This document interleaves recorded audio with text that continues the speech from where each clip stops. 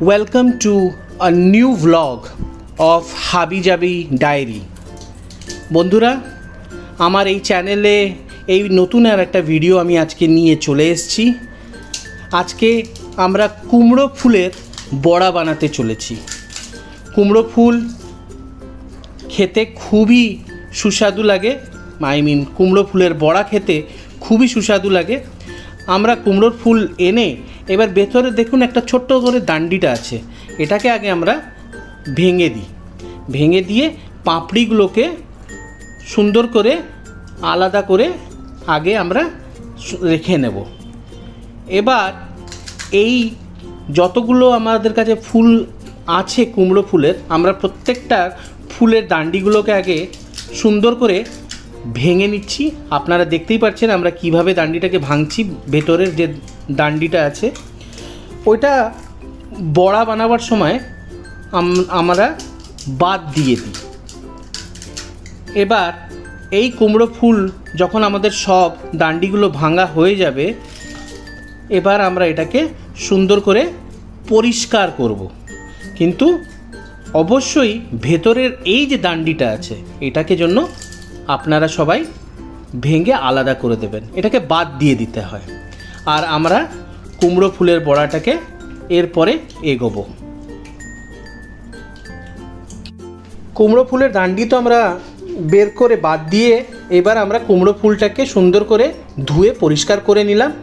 আর যে আপনি যে ডান্ডিটা দেখছেন পেছনে, সেই ডান্ডিটার কিছুটা আমরা ভেঙে বাইরে কিছুটা ডান্ডি হাতে রেখেছি। এটা আমাদের হেল্প করবে যখন আমরা বড়াটাকে বানাবো, সেই বড়াটা আমাদের ইজিলি আমরা হ্যান্ডেল করতে পারবো কড়াইতে ছাড়ার জন্য। এবার আমরা একটা ছোট পাত্র নিলাম।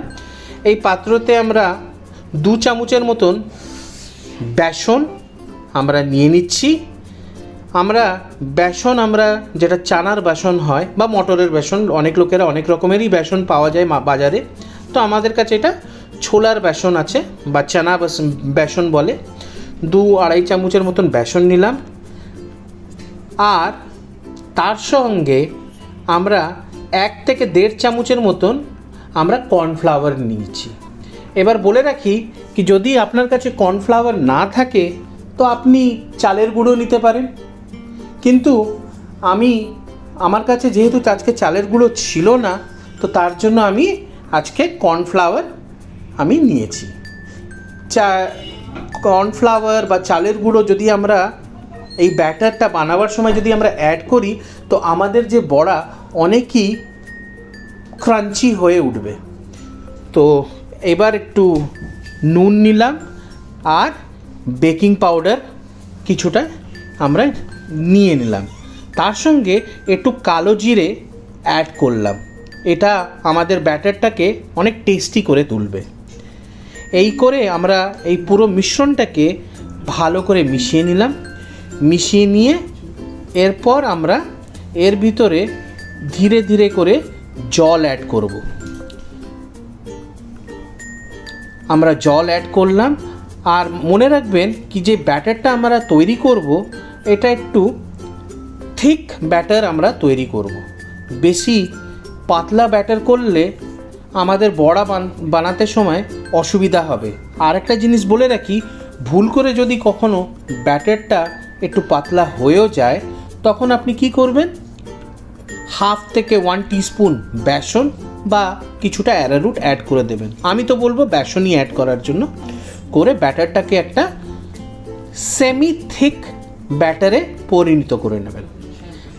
আমাদের ব্যাটার অলমোস্ট রেডি হয়ে গেছে। এবার এই ব্যাটারটাকে আমরা 10 মিনিটের জন্য রেস্ট দেব।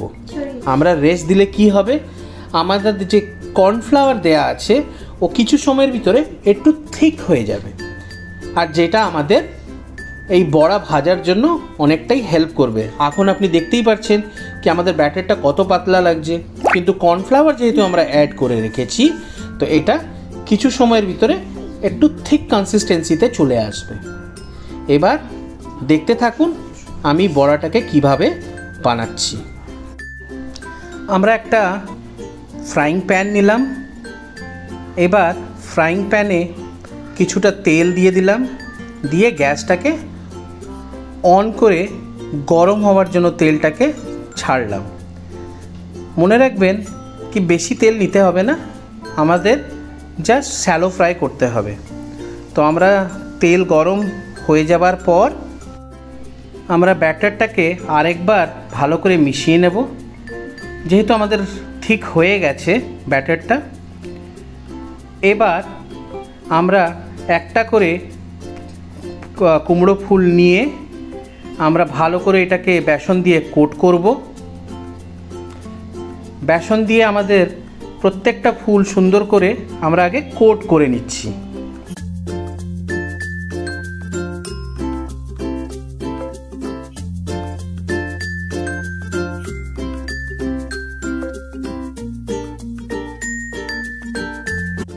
সবগুলো আমরা যেহেতু কোট করে নিয়েছি, এবার আমরা এক একটা করে মানে বড়া নিয়ে এইভাবে আমরা আমাদের এই যে ফ্রাইং প্যান আছে ওর ভিতরে এক একটা করে আমরা প্রত্যেকটা বড়া যতটা হতে পারে একসঙ্গে সব করে আমাদের ক্রাউড করে তো লাভ নেই, মিনিমাম 4-5টা বড়া আগে আমরা ছেড়ে দেব।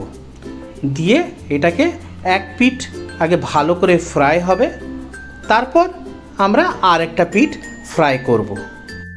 আমাদের এক পিঠ ভালো করে ফ্রাই হয়ে গেছে, এই জন্য এবার আমি যে বড়াটা আছে এক পিঠ তো হয়ে গেছে, এবার আমরা এটাকে জাস্ট টার্ন করে নেব।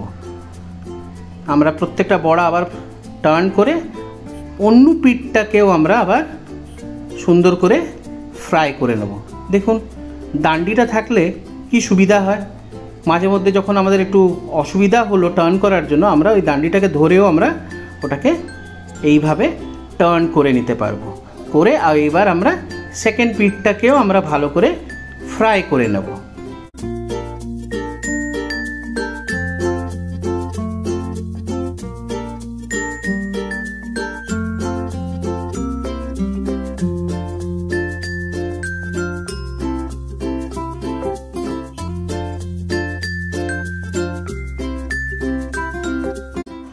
আমাদের বড়া রেডি হয়ে গেছে, এবার আমরা এটাকে একটা প্লেটে তুলে নিচ্ছি।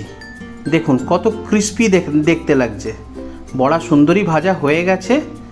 এবার আমাদের কাছে যে রিমেনিং আরও কুমড়ো ফুল বেঁচে আছে, এবার ওই কুমড়ো ফুলটাকে আবার আমরা এক একটা করে আবার দিয়ে যে বাকি কুমড়ো ফুলের বড়া আছে ওটাকে আমরা ভেজে নিচ্ছি।